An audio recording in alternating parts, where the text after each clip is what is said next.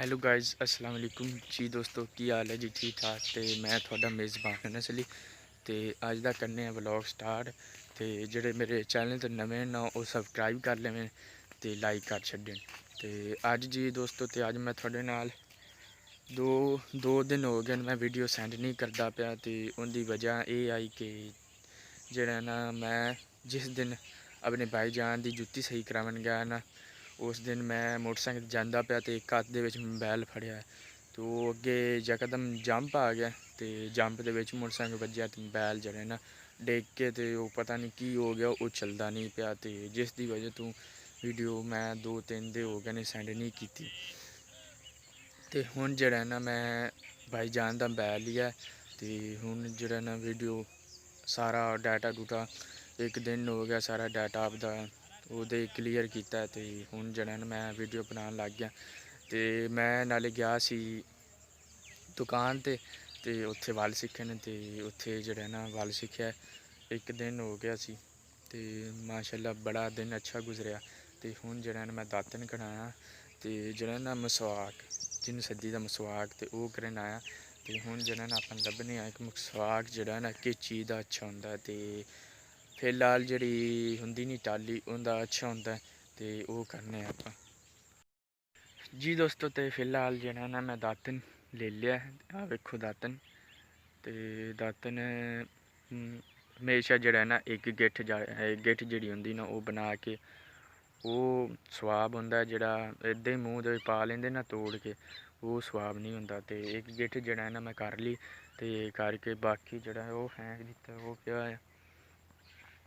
तो आ टाली ने जुल्म किया सुबह सुबह नाल तो सुबह सुबह उठ्या नमाज़ पढ़ी तो नमाज़ पढ़ के मैं आख्या दोस्त नाराज़ होंदे पे ने तो जी ना वीडियो बना लीए। तो वीडियो फिलहाल जी बना ली है जी दोस्तों। तो फिलहाल जो है ना अबू जान आ चुके थे तो ना वो मोबाइल जो ना तोड़ देते हैं उसे नज़र आए ना तो मोबाइल पर मैं लगा हुआ तो वो तोड़ देते हैं। तो जिसकी वजह से ना मोबाइल बंद कर लिया और जेब में डाल लिया। और वो कह रहे थे कि आप जो काम पर जाते हो ना तो आप जो है ना थोड़ा भला घर का भी काम करो आप तो छोड़ गए हो काम। तो जड़ा ना हुन वो सॉरी मैं बिच उर्दू बोल गया।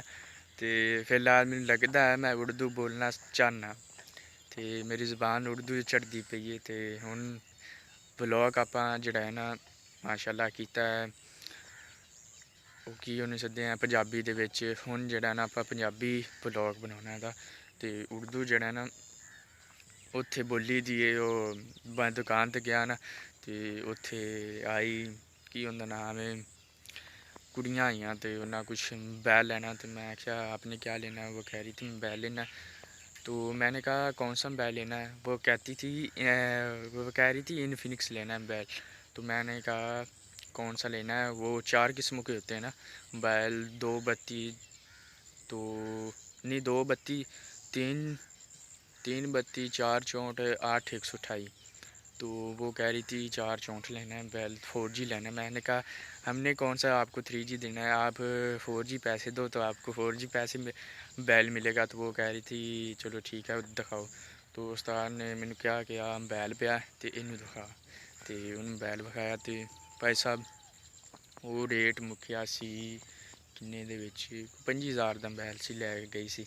तो फिलहाल उत्थे हर किसी ने उर्दू बोली दी है तो हुन भी कुछ मैं बिचू उर्दू लफ्ज़ बोले ने तो दोस्त यार समझते पे होने ने कि तू इत्थे आन के वीडियो बनाना है तो दोस्त यार अज सुबह सुबह की धुप्प निकली है बड़ी तेज़ है तो जड़ा ना कैमरा सही नहीं होंदा तो धुप्प पैंदी है कैमरे ते तो कैमरा जड़ा ना सही होंदे ते जड़ा ना तस्वीर नहीं होंदी।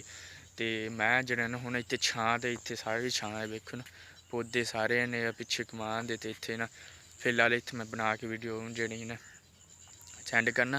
तो फिलहाल जड़ियां ना हुण तू शहर विच वीडियो बनसन करसन ते इत्थे भी बनसन करसन वीडियो तो यार तुसीं जड़ी ना सपोर्ट करो तो शेयर ते लाइक और सबसक्राइब करो।